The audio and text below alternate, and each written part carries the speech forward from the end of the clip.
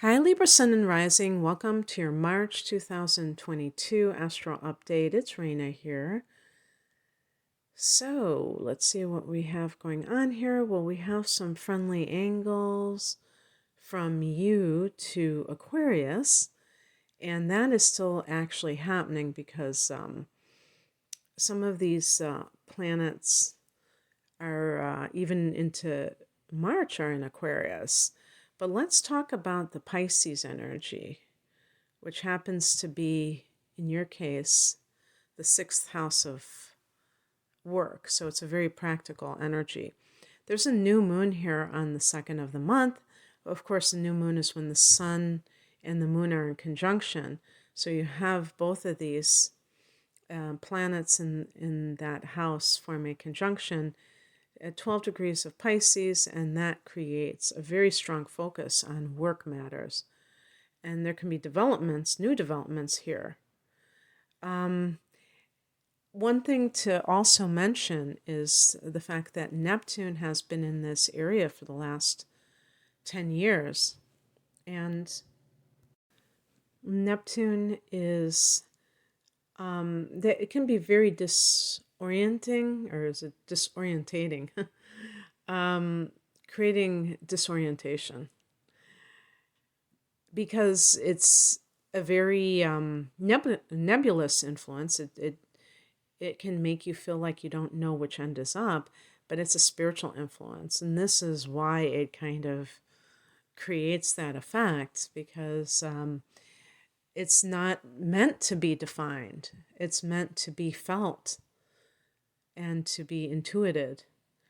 And it can really affect the type of work that you end up doing. Now, it's going to have probably, I would say, another 5 years. And it's a generational planet. So if it entered in 2012, I'd say probably until 2027 that it's going to be here. So there you go. So if you have not been guided to have any kind of spiritual training in some kind of either some kind of a healing modality, you still may find that happens. Another thing too is that this can affect the type of way that you try to heal your health, even, on the physical level, where you are much more inclined to use energy healing and things like that. But it's interesting too, because Neptune in the 6th can give mysterious illnesses or disorders. So if you've experienced that, you might want to read that book, The Medical Medium. If you have tried, obviously, I mean, it goes without saying about enlisting appropriate health professionals. But in addition to that, if you haven't been able to find any solutions through that, then to read The Medical Medium, because that can give a whole different perspective. All right. So let's see what else is happening here. So if you're looking for work, you might find that there is stuff developing with that. You have Mercury in this area too. So you may have been talking, negotiating with, interviewing with employers or something along those lines. On the very next day, on the 3rd of March, there's a conjunction between the divine lovers, Mars and Venus, and of course Venus is your ruler, at 27 degrees of Capricorn, and so this falls in your 4th house of home and family. So if you have been trying to buy a house or sell a house, that might be a development then, because you have this aggressive, active Mars combining with Venus that can be charm and, can relate to money matters, and that can be very helpful when you're trying to sell a house and you have to really put in effort to do so. Maybe you have to rearrange things, you have to beautify the house.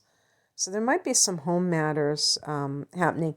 Now, if you are traveling and you're back in your hometown, because the fourth house can be, where you came from, your roots, there might be some person that you have like a fling with. I mean, that's always a possibility too.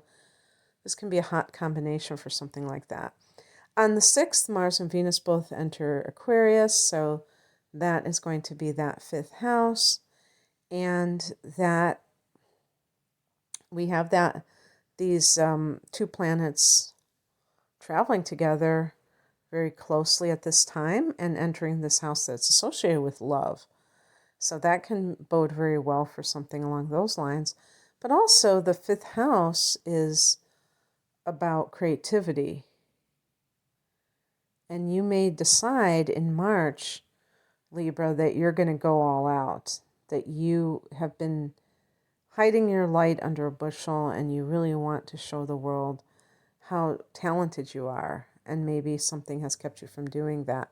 That's another thing, by the way, of having Neptune in the 6th house is some sort of job that involves creativity. So maybe that is connected to that too. And then on the 9th, Mercury enters that 5th house, and you might be talking to someone. You might be writing, communicating in some way. Maybe you're entering some sort of a drama troupe or something. I don't know.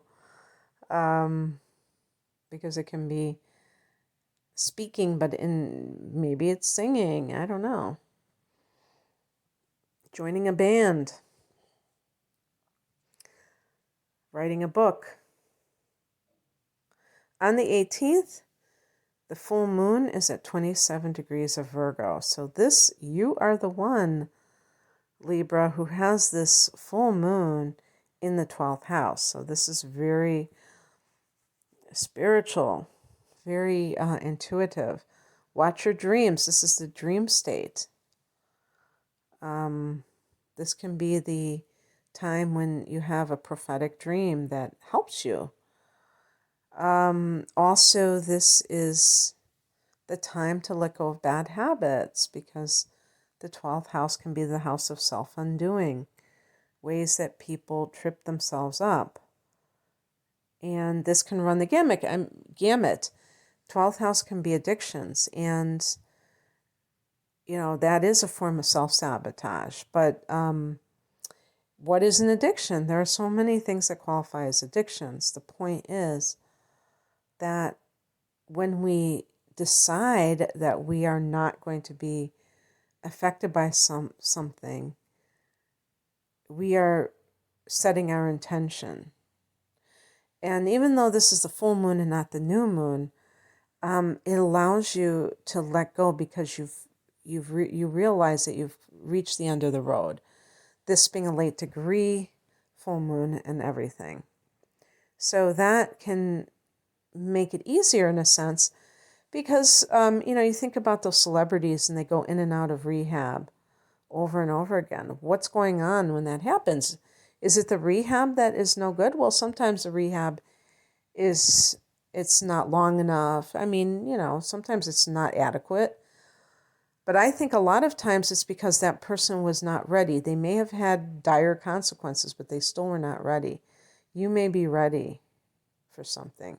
And it may be another person. It may not be substance abuse. It may be another person that you're addicted to. And so this can be very helpful in releasing that. On the 20th, the sun goes into your opposite sign, Aries. So that's going to be that opposite house, the house that you rule, the 7th house. So that can be very good, since that's your house. This is the astrological new year. So it's almost like 2 days earlier, you have this full moon in this area that is associated with letting go of a bad habit. And then you have this new moon. I mean, not new moon, but the sun going, it's almost like a new moon because it's the astrological new year, going into the 7th house of committed partnerships, house that you rule. And it's like, wow, maybe there is some connection there. So,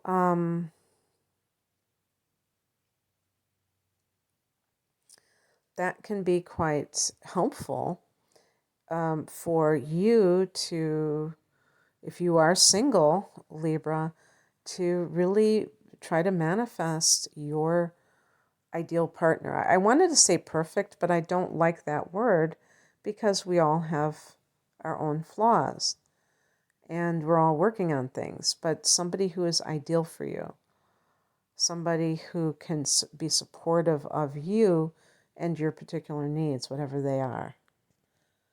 And so some people do vision boards at this time. I never hear people talking about doing vision boards about one specific thing they want to manifest and just having a bunch of pictures of that. That would be kind of an interesting, very intensively focused vision board. On the 27th, Mercury goes into that area as well. It goes into Aries. And so there's some kind of communication. Now, maybe you're planning a wedding. It could be possible. Anything is possible. And that's what you're talking to people to get to reserve a room. Maybe you're getting divorced and you're talking to lawyers. The 7th house can be the courtroom. So courtroom action.